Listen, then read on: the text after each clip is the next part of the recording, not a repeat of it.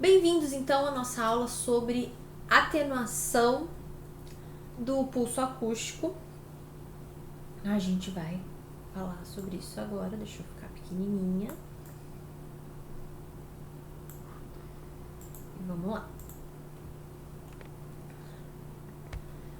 Atenuação, como eu falei no final do vídeo passado, a partir do momento que o pulso acústico ele é gerado, ele começa a sofrer atenuação. A gente vai falar de três principais tipos de atenuação, tá? Mas antes disso, a gente tem que lembrar que quando um pulso acústico ele é emitido, ele se propaga radialmente a partir da fonte. Ó, nesse esqueminha, eu tenho a fonte, eu emito um pulso acústico e esse pulso acústico ele vai se propagando radialmente, tá? O raio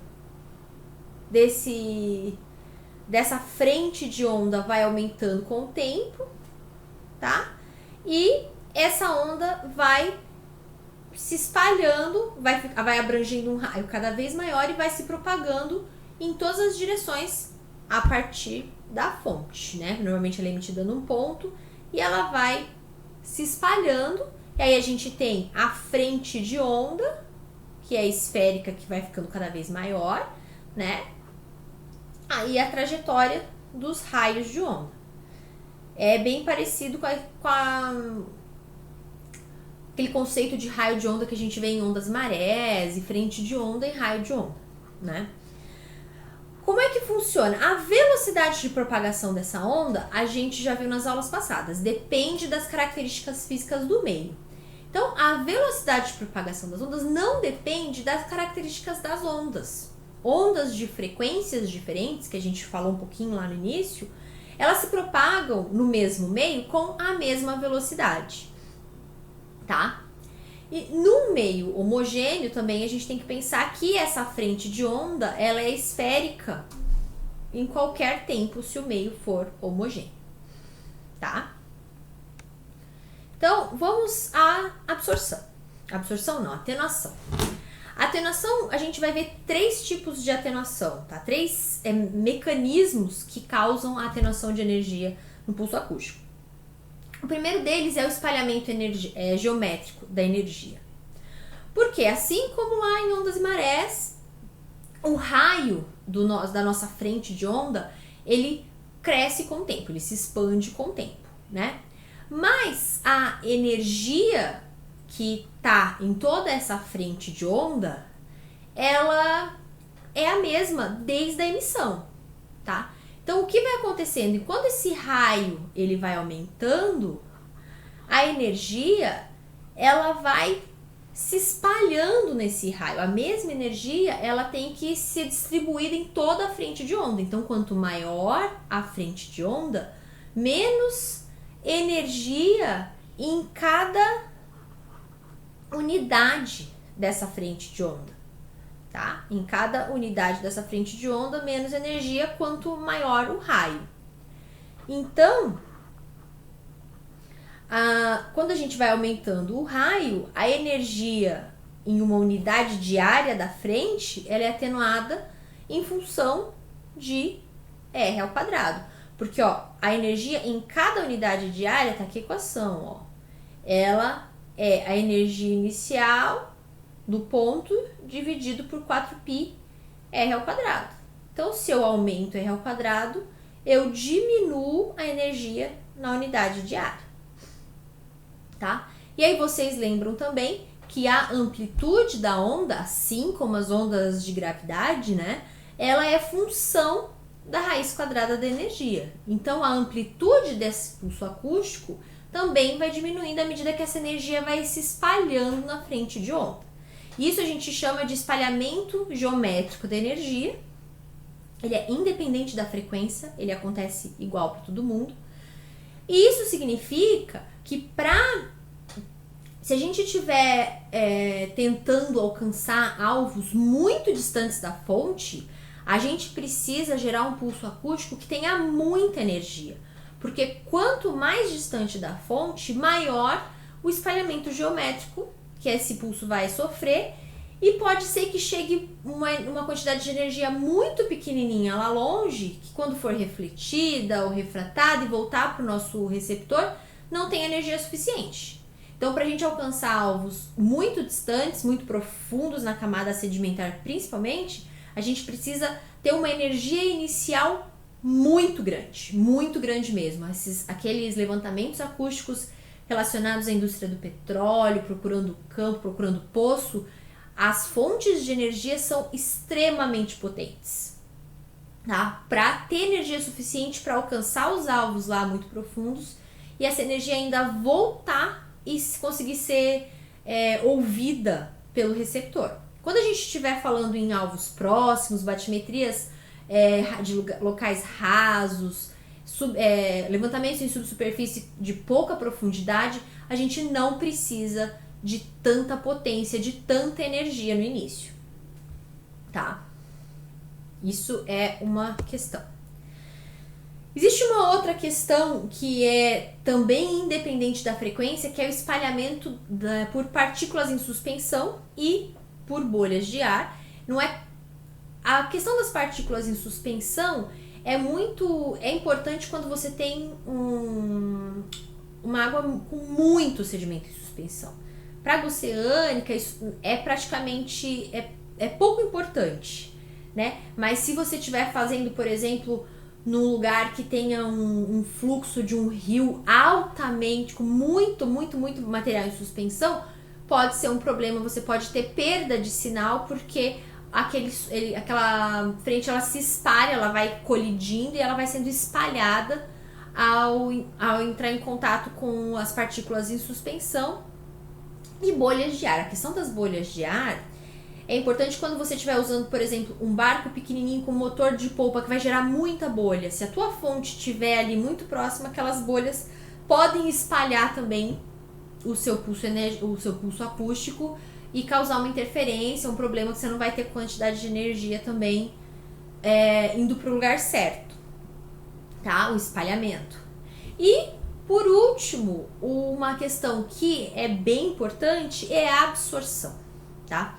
A absorção, ela acontece por fricção com as partículas do meio, tá? E cada meio, ele tem um coeficiente de absorção que é inerente do material e que independe da frequência. O coeficiente de absorção, ele acontece por comprimento de onda. Então, por exemplo, eu tenho lá um material que o coeficiente de absorção é de 3 coeficientes. Não, peraí. Vamos dar uma olhada.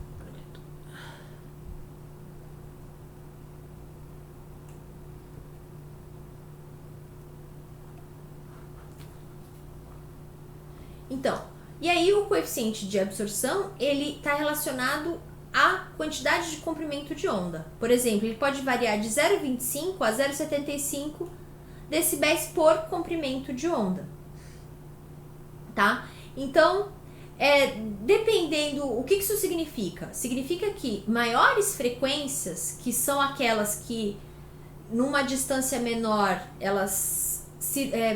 a gente tem mais comprimentos de onda numa pequena distância, elas sofrem mais absorção do que frequências menores, que os comprimentos de onda são longos, e para passar por um determinado trecho, a gente passa por menos comprimentos de onda. Agora, a gente vai ter um exemplinho bom disso daí. Aqui, ó, por exemplo, a gente tem um meio que é a velocidade de propagação, que depende do meio, lembrem, né? A velocidade de propagação de ondas P depende do meio. Então, é 2.000 metros por segundo. É um sedimento. O coeficiente de absorção desse sedimento é de meio decibel a cada comprimento de onda, tá? Isso também é uma característica do meio. E aí eu tenho duas ondas se propagando por esse meio. A primeira onda, ela é uma onda de 10 Hz, tá? Essa onda de 10 Hz Se propagando num meio cuja velocidade de propagação é 2.000 metros por segundo, significa que o comprimento de onda dela, imagina, ó, a velocidade de propagação é a mesma para as duas, tá?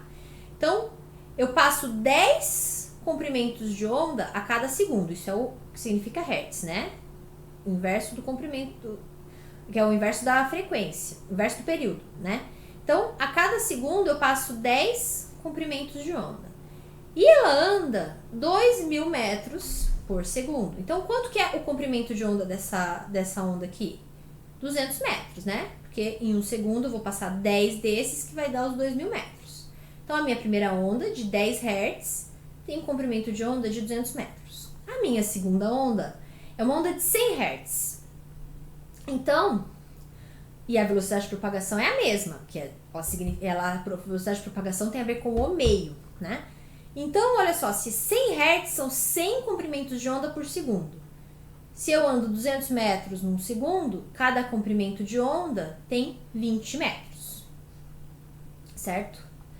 Então, se essa onda se propagar por 200 metros, as duas, tá? 200 metros, a onda 1, ela vai ser atenuada, em 200 metros vão passar quantos comprimentos de onda? 1 comprimento de onda. Então, ela vai ser atenuada meio decibel por comprimento de onda. Então, ela vai ser atenuada meio decibel. Em 200 metros, a segunda onda, ela vai passar 10 comprimentos de onda. O comprimento de onda dela é 20 metros, para os 200 metros dão 10. Então, a segunda onda é atenuada em 10, é meio a cada comprimento de onda, são 10 comprimentos de onda, 5 decibéis. Então, o que fica claro aqui? Ondas de frequência maior, elas são atenuadas primeiro do que as ondas de frequência menor. Então, mesma coisa, a absorção, ela funciona com a mesma lógica ela traz a mesma lógica do espalhamento geométrico. Então, quanto maior a distância, maior vai ser a absorção, né? E quanto maior a frequência, isso aí é diferente do espalhamento geométrico. Quanto maior a frequência, também maior a absorção. Então, o que isso significa? Se eu preciso atingir alvos muito distantes, muito profundos nas camadas de sedimento, eu não posso usar frequências muito altas, porque essas frequências elas vão ser atenuadas antes de chegar lá. Então, quanto mais profundo, mais longe eu quero chegar, mais baixa tem que ser a minha frequência. Tá? A gente vai falar sobre isso mais nos outros métodos, mas a relação é mais ou menos essa, tá? Quanto mais longe eu quero chegar, mais energia eu tenho que ter na minha fonte e menor tem que ser a minha frequência para eu ter menos espalhamento geométrico e menos absorção pelo meio, tá? Aqui tem um exemplinho, olha só. A gente tem frequência e aí aqui as curvas de frequência do pulso ao longo do tempo, tá? Eu tenho essa curva aqui, ó, de distribuição de frequência após 1 segundo. Após 2 segundos, as frequências mais altas, ó, são atenuadas e só sobram as frequências mais baixas. Após 3 segundos, cada vez mais as frequências mais altas, ó, esse aqui tá o eixo da frequência, as frequências mais altas vão sendo atenuadas e vão sobrando só as frequências mais baixas. Por quê? As frequências mais altas são atenuadas com mais intensidade, porque a atenuação ela acontece por comprimento de onda, certo?